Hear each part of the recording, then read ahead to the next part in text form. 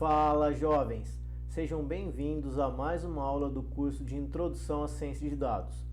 Na aula de hoje a gente vai sair um pouco da parte do código e começar a entender um pouco mais da parte teórica que suporta a ciência de dados. Para isso, a ideia é a gente acompanhar aqui uma apresentação bem simples, mas com muito valor teórico, tá? Então, basicamente, o que a gente vai ter, a gente vai passar por esse breve roteiro de conteúdo aqui, né? Entendendo o que é estatística e análise estatística, o que é a população e a amostra, alguns conceitos importantes e tipos de dados especificamente. Só que para a gente poder dar continuidade ao entendimento, a gente vai recapitular um item bem importante abordado no início do nosso curso, que é basicamente essas etapas aqui de um projeto de ciência de dados. Dessas etapas, o foco da nossa aula de hoje, ela vai estar basicamente aqui dentro do que a gente vai precisar como matéria-prima de todo o nosso processo de ciência de dados, que são os dados. Então, depois de ter entendido qual é o problema de negócio que você, como cientista de dados, vai resolver, você vai precisar desses dados. E em relação aos dados, a gente tem algumas situações que a gente tem que tomar muito cuidado com eles e utilizar de algumas técnicas para que a gente tenha sucesso dentro desse nosso projeto. Então, o que suporta todo esse início de resolução do nosso problema? É a estatística. Basicamente, eu deixei aqui um breve resumo, né? O que seria estatística? Um conjunto de métodos para o planejamento de estudos de experimentos. Então, recapitulando, como a gente fala, ciência de dados, então eu vou ter a junção da ciência, todos os métodos dentro da ciência, e vou ter dados. Então, especificamente, o que a gente vai ter aqui? A estatística, por si só, já é uma ciência, mas a gente vai utilizá-la como uma das ferramentas dentro da teoria para a gente tomar decisões inteligentes aí, pautadas em análises bem específicas e com qualidade técnica e teórica.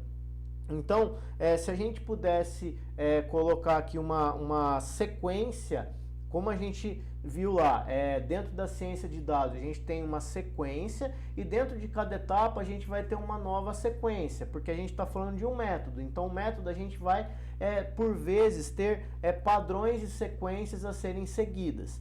Então, quando a gente está falando aqui da estatística e dos dados especificamente, a gente está naquela etapa de explorar o que aquele dado tem de modo descritivo, tentar descrever o que aquele dado tem perante o meu problema. Então, tentar descrever situações do meu problema só olhando para aqueles dados, explorando eles, né? Vasculhando o que eles podem nos contar ali, tá? Então, a gente vai partir da obtenção desses dados. Essa obtenção, como a gente vai verificar aqui no final da nossa aula, esses dados ele tem que ser obtidos da maneira mais eficaz que você possa executar, de modo a não ter conclusões errôneas. Então, o primeiro passo é a obtenção desses dados. Aí, depois que você obteve esses dados, você vai ter que organizar ele de uma maneira inteligente, de modo que você possa explorá-lo. Então, primeiro, coleta o dado, organiza ele para depois você tentar explorar e descrever e tomar algum tipo de conclusão. Aí você vai fazer um resumo e redução dos dados. Aqui tem um detalhe muito importante. Vamos trazer para uma analogia dentro do que a gente fazia, ou dependendo de qual é a sua idade, se você ainda é estudante especificamente de um outro tipo de curso que não seja esse, pode ser que você tenha até feito o que eu vou falar aqui dentro desse nosso curso, que é quando a gente faz um resumo. Naturalmente, o que acontece? A gente tem uma informação que é original. Ao se fazer um resumo, a gente, nessa transição, a gente perde algum tipo de informação. Então, aqui a gente tem que tomar muito cuidado que na hora que a gente tem lá, a gente obteve o dado, organizou esse dado, agora a gente vai fazer um resumo ou uma redução desses dados, para que fique mais fácil o trabalho. Só que dependendo da redução e do resumo que você fizer, o que vai acontecer? Você pode perder informações importantes e não ser mais tão fiel quanto deveria a sua conclusão, tá? Aí depois disso a gente vai ter a etapa de apresentação e análise e interpretação desses dados. Aqui pode acontecer muitos erros, porque uma interpretação pode ser diferente da outra, porém, como a gente vai seguir um método, as interpretações têm que ser a mesma, independentemente de quem seja o cientista de dados, tá? Isso vai depender de N fatores. Um dos fatores é a experiência que aquele cientista de dados tem do problema, do contexto, daqueles dados especificamente. E, por fim, a gente vai ter uma elaboração de conclusão baseada nos dados, ou seja, a gente está aqui, todo o nosso raciocínio está pautado no dado, está pautado em executar uma decisão que não seja no achismo, e sim uma decisão pautada em dados, dentro do que a gente costuma dizer que é o pensamento data-driven, tá? Então, basicamente, é isso que a gente tem aqui dentro desse workflow. Agora, pensando especificamente aqui, ó, quando a gente está falando nessa obtenção de dados aqui, né, que é a primeira parte, uma etapa bem crucial do processo, né, a gente tem uma divisão que a estatística clássica já preconiza, e nós, como cientistas de dados, temos que ter sempre isso em mente, que é o quê? O que é a população e o que é a amostra. Então, especificamente, quando eu falo de população, eu estou falando do todo. Então, se eu pensar um município específico, quando eu falo qual é a população daquele município, eu estou falando de todos os habitantes, todo mundo, sem exclusão. Então, todo mundo daquele município é a nossa população. Nesse exemplo aqui, é como se eu pegasse aqui o que eu tenho em azul, né, esse círculo em azul, com esse monte de setores aqui dentro, cada uma dessas peças poderia ser um elemento dessa população. Então, a população é o todo, sem exceção. Quando eu vou para a amostra, o que eu estou falando de amostra? Eu estou pegando uma parcela, como eu estou colocando aqui, eu pego uma parcela do meu todo. Então, o todo é a população, uma parcela é a amostra. Então, quando a gente está falando aqui, ó, em obtenção dos dados, e aqui já vai ficar claro o que eu quero dizer, na obtenção dos dados, quando você vai fazer uma pesquisa especificamente ou resolver um determinado problema, é raro você conseguir ter população, ou seja, ter todos os dados específicos. Então, você vai acabar tratando de amostras. E até quando a gente vai fazer algoritmos de machine learning, a gente pega uma parcela para treino e uma parcela para teste. E então, essa parcela tem também o seu pé teórico voltado dentro do que a gente está acabando de falar aqui. Eu tenho um conjunto inteiro dos dados que eu poderia, naquela situação, naquele contexto, falar que é a população, e quando eu pego uma parcela de treino, eu estou pegando uma amostra. E conforme a técnica que você utiliza para fazer essa amostra, você pode ter resultados eficientes ou não. No final da aula eu vou comentar como que a gente, quais são as técnicas que existem em relação à seleção de amostras.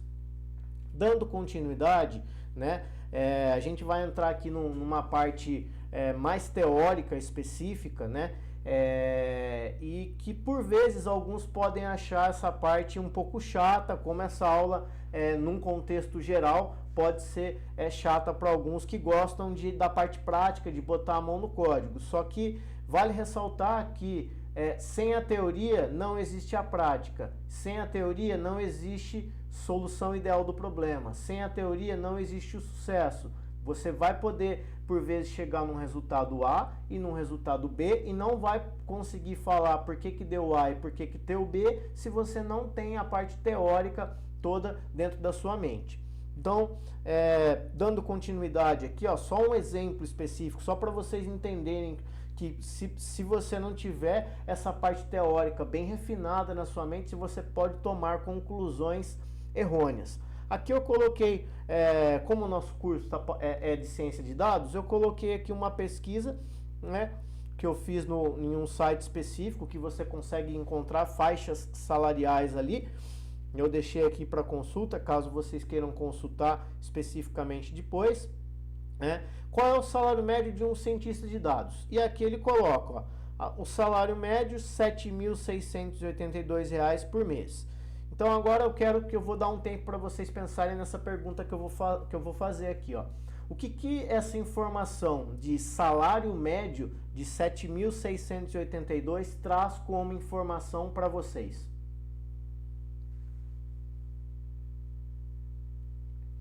Então, alguns podem ter chegado numa conclusão correta, outros não, né? Alguns podem ter chegado em qual conclusão? Que todo mundo que fizer um curso de ciência de dados tem a garantia de chegar a ter esse salário médio aqui. Outros já podem falar assim, opa, eu conheço um pouco da teoria sobre médias, então se está falando que é salário médio, pode ter um cara aqui que ganha um salário de 70 mil reais como cientista de dados e pode ter um cara que ganha R$ 1.500 como cientista de dados, mas que esses dados, quando colocados na média, geram essa média alta. Então não é a garantia de que se eu me formar como um cientista de dados, eu vou conseguir entrar no mercado já com esse salário médio.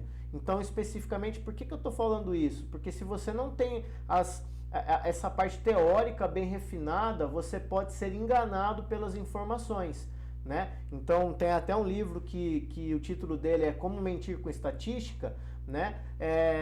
Especificamente ele fala disso, do que a gente pode, através do nosso contexto e dos números, eu não estou mentindo, mas eu estou passando para o público uma informação que eu gostaria de passar, né? Então eu estou omitindo algumas informações e mostrando só apenas aquilo que eu queria que o público viesse a concluir. Então eu estou dando um viés na minha conclusão, tá? Então a gente tem que tomar cuidado com isso, porque quando a gente faz ciência de dados, a gente não pode enviesar, tá? Então a gente não pode trazer um viés para as nossas conclusões. As nossas conclusões, elas têm que ser as mais fiéis que a gente conseguir executar, né? Por que a gente conseguir? Pode ser que em determinado problema a gente não consiga, mas que a gente deve seguir todas as etapas de maneira crucial, com calma, com muita cautela nos detalhes, para que a gente tenha a melhor conclusão possível. Então, dando continuidade nesse embasamento teórico, né? O que a gente tem aqui? O que essa fórmula aqui ela está dizendo, né? E o que eu quero ressaltar aqui especificamente é esse símbolo que eu tenho aqui, ó, essa flechinha que eu coloquei aqui. O que ele está falando? Que a média das médias tende à média. Ou seja, quando eu falo a média das médias amostrais tende à média populacional. O que é tender, né? Tender especificamente eu vou chegar muito próximo daquele resultado, mas eu não vou ser o resultado. Tender a ser não é a mesma coisa que ser igual. Então, eu nunca vou conseguir fazer com que a minha média da amostra seja exatamente igual à minha média da população. Eu posso fazer ela ficar bem próxima, que é esse conceito de tender a ser. Ele não é igual, mas ele vai chegar muito próximo, então eu falo que ele tende àquele número, tá? E aí a gente vai ver especificamente aqui na parte mais prática, um pouco mais da aplicação dessa fórmula aqui, que quanto maior eu conseguir, quanto maior for o meu N especificamente, pensando em tamanho de amostra, eu consigo tender a ser eu consigo chegar mais próximo do que é a média da minha população. Então, o tipo da minha população pode influenciar no meu resultado. Então, o que eu quero dizer com tipo? Vou comentar aqui um conceito teórico que a gente vai posteriormente trabalhar. Se você não sabe o que nunca ouviu, não fica preocupado, porque não é o momento. Eu só vou comentar com vocês aqui de maneira superficial. Essa população, ela pode ter uma distribuição gaussiana ou não gaussiana. Então, dependendo de qual é o tipo dessa população, fica mais fácil ou mais difícil eu ter uma amostragem dessa população, tá? O tamanho da população e da amostra influenciam especificamente, como eu já comentei com vocês aqui, nos resultados que a gente pode ter. A técnica utilizada para coletar esses dados influencia muito nos resultados que a gente tem. Tá? Então, se eu utilizo uma técnica inadequada, eu chego em resultados inadequados. Então aqui também o que a gente vai falar é sobre parâmetro estatístico. O que é o parâmetro e o que é a estatística? Tanto parâmetro quanto estatística, né? Aqui eu estou falando estatística não como a ciência, mas como um número que vai representar algo. Então, um parâmetro é um fator numérico que eu represento a minha população. De maneira análoga, eu tenho a estatística, que é um fator numérico que vai representar a minha amostra. Então, parâmetro é quando eu estou falando de população e estatística é quando eu estou falando de amostra. Tá? Antes da gente continuar aqui nos tipos de dados, eu acabei talvez não comentando com vocês aqui, né? Como a gente está falando aqui, eu comentei sobre parâmetro e estatística, né? Eu tenho a estatística, que são números que vão representar alguns fatores da minha amostra, e eu tenho a ciência como estatística, que a gente comentou lá no início. Eu vou comentar aqui com vocês qual que é o principal objetivo da estatística, especificamente como ciência, né? O principal objetivo dela é fazer o quê? Vai envolver pesquisas e algumas análises de modo a que você possa entender, compreender e aprender algumas informações ali, algumas nuances de uma amostra para tentar, a partir disso, inferir algo do todo. Porque como eu comentei com vocês aqui, é complexo a gente conseguir fazer um estudo do todo. Quem é o todo é a população. Então eu vou pegar uma amostra, né, que seja o mais fiel possível, que se assemelhe muito com a minha população, e a partir dessa amostra eu conseguir entender, compreender algumas situações de modo a inferir algo do todo, que então partir da amostra para inferir algo sobre a população. Pensando em dados agora, né? Então a gente a gente classifica os dados em tipos específicos aqui. Então vamos pensar que você tem uma variável. Essa variável, que é um dado, ela se divide basicamente em qualitativo, que tem a ver com a qualidade, e quantitativo, que tem a ver com quantidade. Então, essas duas classes, uma variável pode estar. Quando a gente pensa em qualidade, ela pode ser nominal ou ordinal. O que eu tenho como qualidade nominal, por exemplo? Se eu pego um indivíduo, eu posso classificá-lo quanto ao sexo. Então, eu tenho uma variável qualitativa que é nominal. Então, uma variável qualitativa nominal seria o sexo, tá? Eu tenho uma variável qualitativa ordinal, seria como, por exemplo, se eu falasse, quando você está preenchendo lá o grau de escolaridade, você coloca lá primeiro grau completo, segundo grau, ensino superior, pós-graduação, etc. Tá? Especificamente, existe uma ordem hierárquica entre essas qualidades desta variável, né? Então, essa variável, grau de escolaridade, é uma variável classificada como qualidade, ela gera qualidade, né? E essa qualidade, existe uma hierarquia ali dentro, existe uma ordem. Quando não existir essa ordem e gerar uma qualidade, a gente está falando de um tipo de dado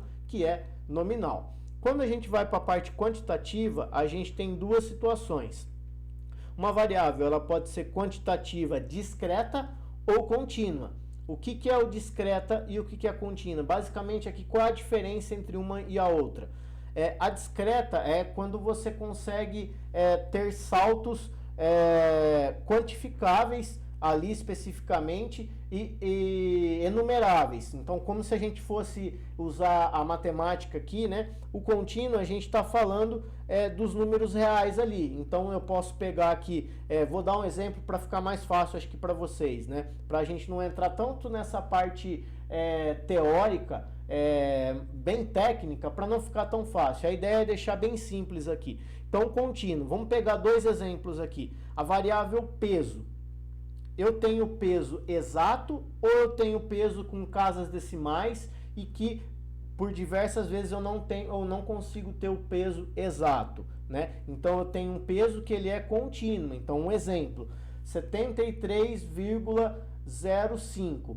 E aí eu tenho outra pessoa que tem 73,05. Será que existe algum número que eu possa diferenciar esses dois caras? Se eu aumentar uma casa decimal, pode ser que eu tenha a diferença entre esses dois pesos aí. Então, especificamente o que eu estou falando é que essa informação, se eu fosse colocá-la numa reta numérica, ela é contínua. Eu tenho todos os pontos ali, então eu sempre tenho um ponto e tenho um próximo ponto, e eu consigo encontrar alguém entre eles. Aí eu encontrei esse alguém, então entre esse cara e esse próximo, eu consigo encontrar um outro alguém ali dentro. Então é uma informação que ela é contínua. Então informações, para facilitar aqui numa linguagem que pode ser que, se a gente for usar ao pé da letra, ela está errada, se eu falar desse modo, mas que acho que para o seu entendimento vai ficar mais fácil. Quando eu tenho valores que eu posso utilizar ali, casas decimais, números reais, eu estou trabalhando no mundo contínuo, ok? Então, se eu tiver altura, se eu tiver peso, se eu tiver valores em reais, tá? O que é, se eu tiver valores em reais, como a gente acabou de tratar um problema aqui, que seria o salário, né? O que seria o discreto agora? Discreto é algo que eu consigo contar, quantificar, né? Do seguinte modo, por exemplo, se a gente estiver analisando uma variável que é quantidade de irmãos, quantidade de filhos, quantidade de vizinhos, ok? Então é uma variável que eu consigo contar. Então eu tenho 1, 2, 3 e assim por diante, ok? Então basicamente o que a gente tem dos tipos de dados é isso que a gente consegue ter dentro do escopo geral, né? Vai ficar isso daqui, pode ser que tenha ficado um pouco confuso para vocês, mas eu garanto que quando a gente colocar dentro da parte prática, isso daqui vai ficar muito mais fácil para vocês, porque eu estou falando e vocês estão tendo que imaginar algumas situações ali, né? Quando a gente for para a parte prática e eu trazer os dados especificamente para dentro do Jupyter Notebook, a gente vai conseguir olhar aquelas tabelas, organizar e a gente vai conseguir classificar eles como qualitativo e quantitativo, vai ficar muito mais fácil, tá? E aqui a gente tem que tomar um cuidado bem específico, né? Qual é o cuidado que a gente tem que ter? Como eu comentei, na amostragem. Então, só para a gente recapitular aqui, né? O que a gente tem aqui, ó? Lembra que a gente tem a população e eu vou pegar uma parcela dela que é a amostra. E essa parcela que eu pego dela, né, que é a minha amostra, existem algumas técnicas que eu posso fazer de modo a trazer a mesma variância que eu tenho na população para a amostra. O que eu quero dizer? A mesma variedade, que nem se eu pegar aqui, ó, aqui eu tenho bolinhas azuis, vermelhas, amarelas, vermelhas, laranja, cinza, etc. Então eu tenho várias variedades, vamos assim dizer, aqui dentro dessa minha população. Será que quando eu pego uma amostra, eu estou capturando todas essas variedades aqui, né? Sim, não, talvez. Então isso vai gerar a qualidade do nosso estudo e da nossa conclusão especificamente. Por isso que eu coloquei aqui como um ponto que a gente tem que tomar cuidado. Então a gente pode ter a amostra aleatória simples. O que é a amostra aleatória simples? Eu tenho uma população completa, pega todos os indivíduos que moram em um município especificamente, e eu vou fazer um sorteio aleatório, um sorteio, né? É como se fosse um sorteio lá da Mega Sena, da loteria. Você coloca dentro de um globo as bolinhas e vai sortear aleatoriamente, sem nenhum critério. Esse é um tipo de amostra, aleatória simples. Eu tenho aleatória sistemática. O que é aleatória sistemática? Ela vai fazer? É como se eu conseguisse colocar todo mundo em uma fila específica e a cada K elementos eu sorteio. Eu pego aquele cara. Então eu ordeno todo mundo em uma fila dentro de um determinado critério, né? Então você trouxe o banco de dados para uma tabela, um banco de dados. Aí você tem a ordenação das linhas, né? Você usou um critério para ter aquela ordenação. Então você vai pegar sempre a cada 10, então você conta, você vai pegar o 10º, depois você vai pegar o 20º, depois você vai pegar o 30º, assim por diante. Então, a cada K elementos eu pego o cara que ocupa aquela posição. Eu dei o exemplo de 10 aqui, não precisa ser sempre 10, pode ser qualquer outro valor de K, ok? Isso é a sistemática, eu vou pegar a cada K elementos, vou fazer um sorteio. Quando é aleatório, eu posso pegar o primeiro, segundo, terceiro, depois pegar o 100º cara, desde que tenha a aleatoriedade. Então o sorteio seja aleatório. Pode ser que dentro da aleatoriedade possa acontecer alguma coincidência de pegar caras seguidos ali, beleza? Mas não é fácil de acontecer, ok? É óbvio que se a gente for dentro da teoria de probabilidades, todos os eventos eles têm a mesma chance de ocorrer, mas na prática a gente sabe que acaba não acontecendo. Amostra por conveniência, que é um fator bem arriscado da gente fazer, utilizar essa técnica como técnica de amostragem, que o nome já está falando, eu estou fazendo o que? Por conveniência. Eu acho mais fácil eu selecionar os primeiros caras aqui dessa tabela, que tem a minha população, eu vou selecionar esses caras aqui, que é mais fácil para mim. Se eu estou pensando no município, eu vou selecionar os caras que sempre estão aqui no centro. É mais fácil para mim do que eu ter que rodar o município todo. Então, está sendo conveniente para você, mas o resultado ele vai ser enviesado. Do mesmo modo, eu tenho uma amostra por conglomerado. O que é? Eu tenho a população completa, eu faço grupos, né? Então, sei lá, faço grupos de 10 elementos, e aí ao invés de sortear elemento, eu sorteio o grupo. E aí eu sorteio o grupo inteiro e trago todo mundo que está dentro daquele grupo. E uma técnica que eu gosto muito, né? A maior parte dos trabalhos que eu faço, eu utilizo essa técnica aqui, que é uma amostra estratificada. O que é estratificada? Eu vou escolher o que a gente acaba chamando de extrato, que é uma qualidade específica que eu quero. Exemplo, suponha que eu tenho uma proporção dentro de uma população que eu tenho 55% mulheres e 45% homens, né? Então, quando eu for selecionar uma amostra daquela população, eu quero trazer esse extrato, ou seja, manter esta proporcionalidade, de modo que eu traga essa característica que era da população para dentro da minha amostra. Isso é uma amostragem estratificada, basicamente falando, tá? Então, a gente tem essas técnicas que a gente vai ver também na parte prática quando a gente for dentro do ambiente Python nosso. Então, basicamente, o conteúdo da nossa aula de hoje é esse, né? É um conteúdo bem teórico, mas que quando você conseguir entender as nuances da teoria, com certeza você vai ter um sucesso maior quando você for para o ambiente prático, tá? Então, agradeço a atenção de todos, tá? Se você tiver algum tipo de dúvida, pode deixar nos comentários que eu vou responder para vocês, tá? Ou pode entrar em contato comigo particularmente aí que eu também respondo essa dúvida. Então, um forte abraço e até a próxima aula.